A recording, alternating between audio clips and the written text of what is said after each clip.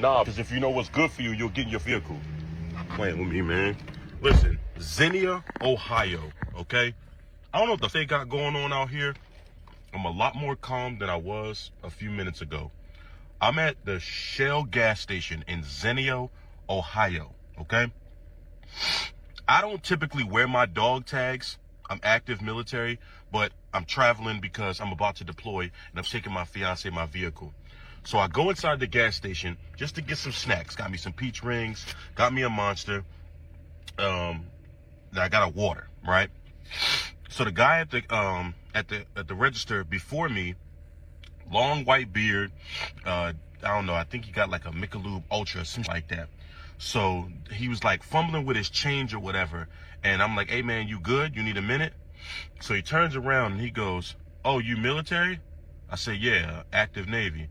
He goes, oh, I was in the Corps for 20 something years. I don't remember the exact number. And I was like, oh, thank you for your service. And he looks at me and goes, they still letting people like you serve? What? So me, when I'm in somebody else's backyard, I don't really act a fool. You feel me? So I go, excuse me? And he goes, yeah, you colored people should not be. I'm going to be honest with y'all. I have so little patience for disrespect. I grabbed him by his neck, turned his head to the outside. I said, who's that sitting out there in the car with you? Is that your daughter? Is that your wife? Who is it?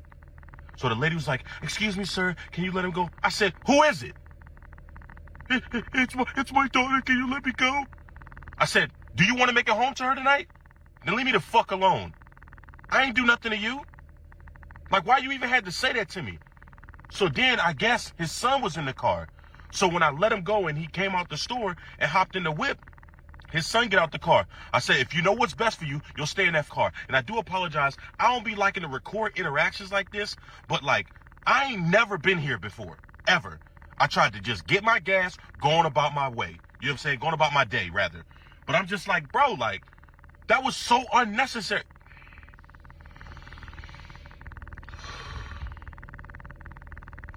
I am never, ever taking this fucking drive ever again. I will fly my vehicle to wherever I'm going. Babe, I love you.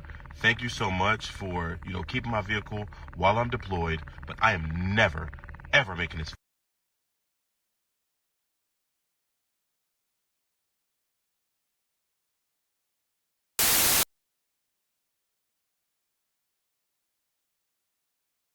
I remember when my mom first married my stepdad. I told y'all about him. He's like 29 years older than my mother. I was around 8 years old. And from the time that they got married, all I heard him say was that I was going to end up pregnant by the time I was 15. If I had $1 for every time I heard him say it, heard my mom say it, heard my aunts and uncles, my cousins say it, they all were so sure that I was going to end up being a teen mom. What's funny is my stepdad had this like granddaughter or whatever. Her name was Chandler. And, they got divorced when I was like 12 or whatever. And so my mom ended up coming to me one time when I was 15 and was like, hey, so turns out Chandler is pregnant. And Chandler was the same age as me. And so I was like, oh, so it wasn't me that was going to end up pregnant at 15. It was his fucking granddaughter that they weren't paying attention to at all. It wasn't even me. And if we're going to get technical here, my sister, my little sister, she got pregnant as a teen at 19. They never not once ever said that she was going to end up pregnant or called her fast or said that she was going to end up being a teen mom. They never worried about her. They were always focused on me. I did not lose my virginity until I was 19 years old. And look at me now, 25, still never been pregnant, never will be pregnant. Drusilla telling my son to call the police because she been sitting here saying she about to pour this water on me, balling it. But as I come to the stove to fix my food, she reached for the water. So I grabbed the pot and then I grabbed for her hand to move her hand so she do not grab this pot to pour hot water on me. When I did that, she told her son to go call the police. And that's why he's sitting here saying now she told him to call the police when he know that's not right. I have it all on camera. Because to move your hand so you don't pour hot water on me when I'm just coming to the stove trying to fix my food. There's no reason for you to pour hot water on me. I have all of this recorded. I touched her hand to move her hand so she do not grab this. I did not even touch her hard. I touched it very soft. So you don't pour hot water on me, Drusilla. When I walked into the stove to make my food, I didn't walk to the stove to touch Drusilla. I walked to the stove to make my food. And when I did, she went for the pot to pour hot water on me, as she has been saying for the last 20 minutes about why she is standing here. My kid's food is sitting there. She said that she are standing at the stove to pour the hot water on me. That's why it is boiling. That's why she is standing here at the stove. The food is done. There's no need for her to be standing here. But she did that for the water to boil, and when I started walking to the stove, she reached for it to try to pour it on me. So I grabbed this part of the pot, and then with my other hand, I slightly touched her hand to move it. And when I did that, she told her son, go call the police, and he did not. He just moved my little man out of the way. He just moved my little man out of the way and telling her mama to stop. And I have it all on camera. Goodbye. No, ma'am. Absolutely not. Absolutely not. We not finna do this. Not in 2025. So you think you finna try to rebrand yourself? You think we just gonna forget all the things that you said over the past 8 to 10 years? Not even past 4 years. This whole time, your whole thing since 2016. That's almost a decade. You think we finna get a decade? Almost a decade of slander? Absolutely not. Absolutely not. And then you're trying to blame it on Christianity. You're saying Christianity is the reason why you can no longer support this man. If Christianity now is the reason why you can no longer support this man, why wasn't Christianity a reason you couldn't support this man almost 10 years ago? Nothing has changed. Nothing has changed about his character. And if you're talking about Christianity, you're talking about this man's character. Nothing that this man does is Christian-like. Period. In his whole life, can't nobody point to anything this man has done Christian-like.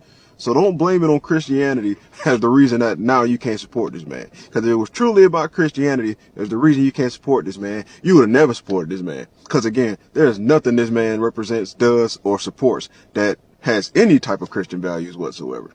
And I stand on that. You can go somewhere else with that, man. I don't even like talking about you. I blocked you everywhere. Cause I don't even like, I keep the negative energy out my space. But nah, we ain't finna let you come on here and gaslight us and let you come over here and try to pull the wool and make a whole nah, man. Nah. Like 9/11, we never forgetting. I thought women wanted us to have money. And I thought women wanted us to have money as fast as possible. So I don't see why I'm hopping on here and I see a lot of these fake concerned ass women saying something about us men not going to college. Like, y'all not willing to wait on a man's success because you're not willing to understand the vision that we have. And while some women may get on here and say like, oh, find a woman that understands that. Do you understand how hard that is? Especially when you run to a woman that already got some type of success going on in their life. They need you to get success as fast as possible. Women have a mental clock in their head. So it's like, okay, if you're not going to do it in the time frame that they like it, you know, they're going to go to somebody else with money. The average woman ain't finna sit here and understand that I'm in college and I don't have no money for real. I can't take her out for real. I can't get her shit for real. And I still live with my parents or whatever the case may be. The average woman is not going to understand that now. So I don't understand why it's such an uproar on why a lot of black men are going to college. Why there is other reasons on why. That is one of the main reasons. You grew up seeing with a wad of money in their pocket, a wad of money in their hand and shit like that. Especially like me growing up in the hood. And women love that shit. That shit excites them. So what make you think I'm going to continue to think about long-term success when the women want us to have money and have it now and have it as quick as possible? I'm not sitting here saying every woman is like this, but most women are like this. Even women that are still in college and struggling, they damn self. You know what I'm saying? Like I said, while there's other reasons like, you know, having no guidance, you know what I'm saying? Or just simply not wanting to go or being complacent or what a woman would call being complacent, even though he's happy in the position that he is in his life. You may call that complacent. But like I said, while there is other reasons, women want us to have money, especially women that's already successful in the field that they're successful in. They want us to already have it. Like a lot of people look at my life. Oh, you got 500,000 followers. Oh, you up. I just started getting my life together. So what make you think I'm even finna go after a woman? And I'm not in school neither. So it's like, stop acting concerned, bro. Y'all not really concerned about a nigga. What do you think it is to be a man? I feel like it's tough. Mm-hmm. Yeah, I feel like it's tough. I feel like it's very hard. Extremely hard. Why do you feel that way? Why? Yeah, Just because the way the world has things set up, I like see. the way women jump on men, the way society jumps on men. And I wasn't, I guess, like aware of it until I had a son. So, like I can see I kind of that. honor the black man, or I mean, I honor men, period, but I honor the black man like a little bit more than I did. I hold them to a higher regard now because I see what's out here. I have friends, I have family members, At one point I was a certain way. So it's just like, that's not fair. I don't want that for them. So, it's just tough. Like in a nutshell, it is tough because the world and people and everybody just expects so much, from the man. So this is something that I've talked about before, and I will say this and I will stand 10 toes down directly on it. And this is what I mean when I say that the past will always be reflective of the future because we refuse to acknowledge and fix the things that are wrong. Just as the black elders, the black men who served in the military before this man got treated with such disrespect, devaluing, called slurs, thrown out of restaurants, food spat directly in, right? All other different types of atrocities that took place with the men of their timeline and their families, all because they were black. Here we are in the new day and age, and you have a young black male who is serving, clearly has his tags. He's saying that he is active at this moment in time. He is moving around the United States because he's about to be deployed. He goes to a random gas station in the town, not causing no problems, not causing no trouble, just trying to move in and out. And lo and behold, he stumbles upon somebody white. Somebody white wants to start up a conversation. After that conversation initiates, a little bit of time goes by and that person decides to stay. They still putting people like you in the military? Huh? What do you mean? White people. This is what we be talking about right here. And then you're gonna have people from both angles. You're gonna have a few black people, right? Because they got white in their family, and I got white friends. I don't even care about that. That's good on you. That's not reflective of anything historically, right? Then you'll have white people pop up on the scene, start talking about, oh, well, that's not indicative of all white people. That's just one bad apple and da da da, all this other. Yeah, it's real funny how the excuses start coming up when it's one of yours. Because you know that if we keep digging, if we keep looking, it's going to get way worse than what it is that we were able to get directly from this military man. And I made sure to put the picture of him in military uniform because you have a lot of people out here that believe that black guys are lying when they say that they serve this country, that they, love this country, that they protect and do all of these things. For whatever reason, it's not believable whenever it is that a black man says that he is a soldier or he's been on tour or all these things. They have to prove, they have to start pulling out paperwork. They have to start listing this, listing that. They got to give all of this proof. But you know what I've learned when it deals with white people? They can say anything and it's believable. This is why you got a such thing called stolen valor. I didn't know what stolen valor even was up until white people. White people are the ones that invented that. Because you got a lot of white men out here that don't have all of those war stories. Like they want to be that guy at the bar that they would always see at the movies that's sitting up there drinking and somebody just pulls up to him and then they just ask, yo, what are you doing here? Like, why are you just, sitting at the bar by yourself drinking? And then he goes into these long stories and then people just idolize like, yo, you're such a great guy. It's like, you've lived such a awesome life. Like, yo, your story could be a movie. And a lot of white boys want to be that. They want to be that guy, but they can never be that guy because they have a fear of actually sacrificing and losing their life. They're not willing to risk any of that in order to do it, in order to get that hero story, right? to be that diehard, that John McClane, right? They're not willing to sit up there and actually do that. So they would rather cheat.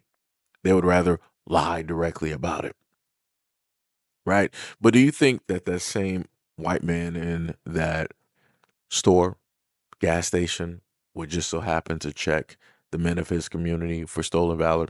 No. More than likely, that white man might have been stolen valor himself, because there's a lot of white guys. Ah, yeah, you know how old I am. I was in Vietnam. I was back in Nam. I was in Guam. I was in Pelican Bay. Like, I know that's not I know it's a person. I just wanted to throw it in there because it sounded funny. But, you got a lot of these old guys out here that will say stuff, and they can say it because they're in their like 60s, 70s, 80s. Who's really going to be looking back and checking? You're just going to take their word for it. Nobody's about to really do some digging. Now, if you're 30, 20, and you sit up there and say that you did, yeah, people going to be checking. People going to be testing the waters. People going to be seeing what it is, if it is what it is. Like I said, it's always funny to me hearing stories about how white people decide to act whenever it is that they see somebody black, and either they're in uniform or they're out of uniform, or they just have dog tags or whatever it is. There's always this type of thing directly with them, which has always been weird. It's crazy. And y'all wonder why it is that we have such animosity towards the United States. That's because we've never gotten a fair shake. We've never been treated equal, no matter how much we sacrifice, no matter how much we give, no matter how much we bear for this country. We never get a fair shake. Never get a fair shake. So shout out to this man. Shout out to this black man and everything that he does. Much love, respect, and appreciation to his bloodline. And whatever tour that you got to do, hopefully you will make it back safe and sound. The same way that you left is the same exact way that you're going to come back. And you can just sit up there and retire and have like a log cabin somewhere in the woods. It's sitting up there chilling. But anyways, let me know what you guys think about this video and everything that I stated in the comment description below. And as always, peace, love, and stay tuned for the next video.